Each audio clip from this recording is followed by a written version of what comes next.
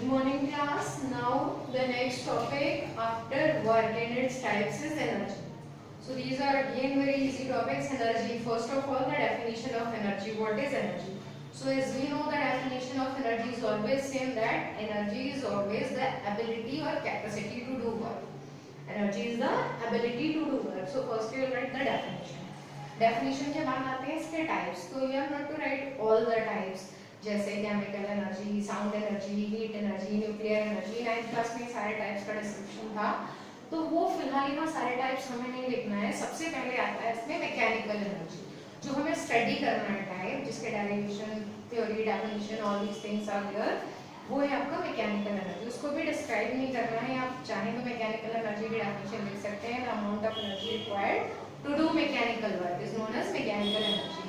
उसके बाद इसके जो दो टाइप्स हैं, those are most important, kinetic energy and potential energy. So first of all kinetic energy is there, तो first heading will write kinetic energy. उसकी भी आपको डेफिनेशन लिखनी है। क्या डेफिनेशन होगी?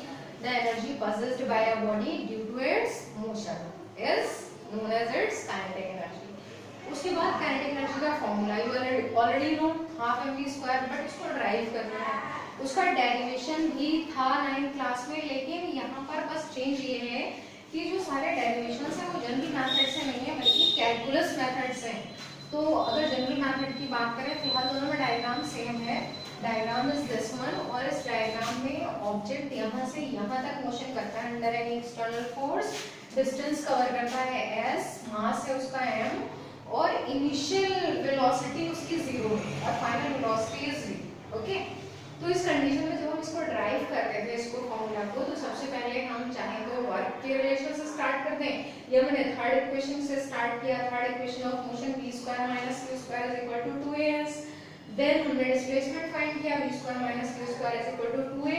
यहाँ पर अगर हम ये कंडीशन अप्लाई करते हैं, 0 u है इसका, तो v²/2a। फिर हमने फाइंड किया work done is equal to force into displacement. Force की वैल्यू है में into displacement, m as it is, displacement की वैल्यू यहां से पुट की है, acceleration cancelled out, work done is this.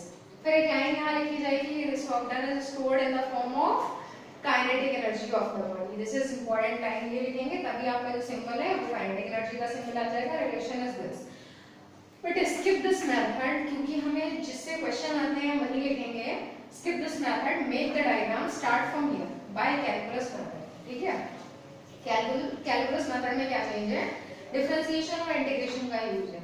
तो सबसे पहले पूरा मोशन स्टडी ना करके स्मॉल वर्क डन करने से स्मॉल डिस्प्लेसमेंट होता है ds, तो small work done dw is equal to fds हो जाएगा। फिर हमने क्या किया है, f का फॉर्मूला होता है m इंटू a, तो m इंटू a एक्सेलरेशन को इस पे कन्वर्ट करते हैं, पता आपको acceleration is dv upon dt, तो एक्सेलरेशन को इसमें कन्वर्ट किया ds एज इट इज। फिर हमने क्या किया है, ds अपॉन dt को कंबाइन कर दिया, dv को सेपरेट कर दिया।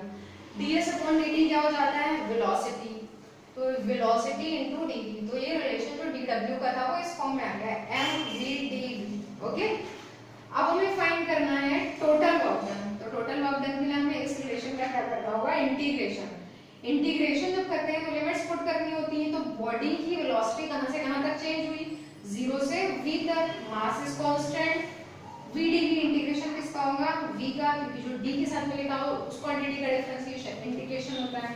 तो यहाँ पर v का इंटीग्रेशन कितना हो जाएगा? v²/2, क्योंकि इसकी पावर ऑलरेडी 1 है, तो इसका इंटीग्रेशन हमने किया तो ये हो जाता है v²/2। स्टेप मैंने स्किप कर दिया, v²/2। फिर लिमिट्स अगर लगाएं 0 to v, 0 to v का मतलब अपर लिमिट ही वर्क करेगी, लोअर लिमिट 0 हो जाएगी, हाफ mv²।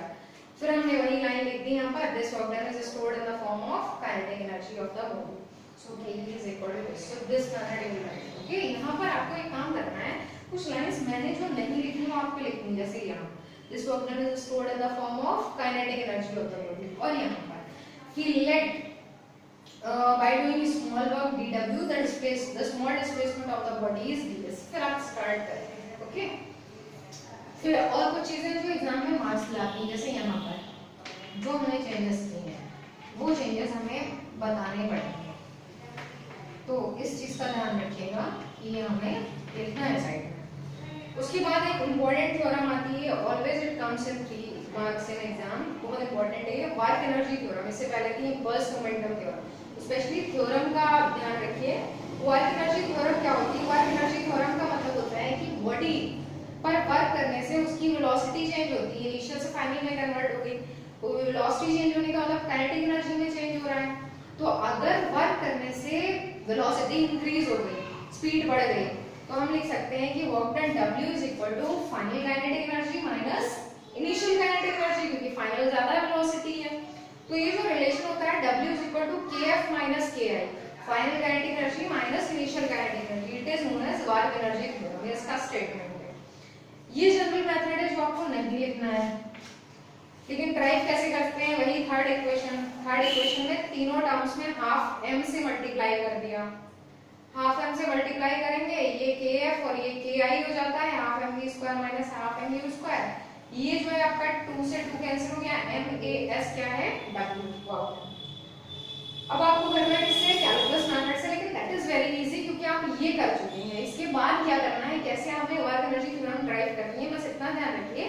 काइनेटिक एनर्जी की डेरिवेशन में जो आपने इनिशियल वेलोसिटी 0 ली थी, वो 0 ना लेकर अगर आप इनिशियल वेलोसिटी u लेते हैं, फाइनल वेलोसिटी v लेते हैं, मतलब इसमें चेंज करना है लिमिट्स में, 0 टू v की जगह बस आपको u टू v करना है, बाकी सब कुछ सेम। तो सी फॉर फर्स्ट स्टेप क्या किया है, dw is equal to fds, फिर इसमें कन्वर्ट किया mvdv में, सारे स्टेप्स एज इट इज हैं। उसके बाद में हमने dw का रिलेशन mvdv लिखने के बाद क्या किया था, इंटीग्रेशन में 0 टू v लिमिट्स लिखी थी, यहाँ पर क्या लिमिट्स आ जाती हैं, u टू। अब इसके अकॉर्डिंग आगे का चेंज होगा। फिर हमें इंटीग्रेशन के बाद क्या मिल रहा है, v स्क्वायर अपॉन 2, ये लिमिट्स है। अब जब लिमिट्स अप्लाई करेंगे तो ये आपका m अपॉन 2 आउटसाइड लिख लीजिएगा। लिमिट्स पहले v स्क्वायर माइनस 0 हो जा रही थी, इस बार v square minus u square होगी। m by 2 से मल्टीप्लाई करेंगे तो half m v square minus half m u square, तो w is equal to kf minus ki। So this derivation you will do, okay. फिर second topic आता है आपका second type of mechanical energy, potential energy.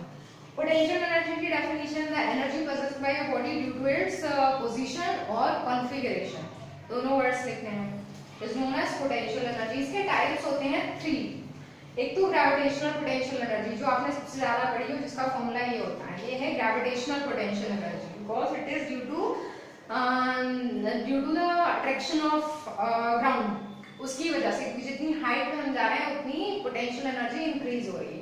तो ये gravitational potential energy, इस chapter में आपको एक तो ये पढ़नी है। दूसरी इलास्टिक पोटेंशियल एनर्जी, ये स्प्रिंग्स, रबर बैंड्स, जितनी भी इलास्टिक बॉडीज हैं, जब हम उनको स्ट्रेच करते हैं तो उनकी कॉन्फ़िगरेशन में चेंज आता है।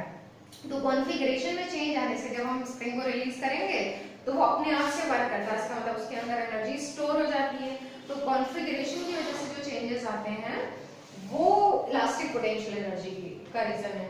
इलेक्ट्रोस्टैटिक, ये होती है न्यूक्लियस और इलेक्ट्रॉन के रेवोल्यूशन से रिलेटेड, क्योंकि इलेक्ट्रॉन कैपेबल है रेवोल्यूशन के लिए, इसका मतलब उसके पास कोई एनर्जी है, and that energy is electrostatic potential energy. ये आपको स्टडी नहीं करनी है इस चैप्टर में, डेफिनेशन तीनों की लिखेंगे।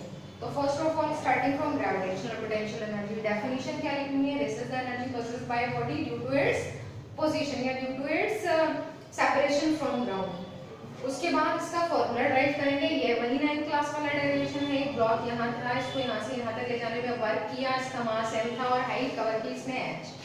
w, हर एक एनर्जी को कॉर्डिनेट से स्टार्ट करते हैं, तो w is equal to fs, इस वर्टिकल मोशन में f will be mg, s का हो जाएगा h, फिर लास्ट में लिख देंगे ये लाइन कंपल्सरी है, this work done is stored in the form of potential energy of the body, so u is equal to mg। फिर एक टॉपिक आता है कंजर्वेटिव और non conservative forces. So I think not sufficient, I will start this topic next time, okay, thank you.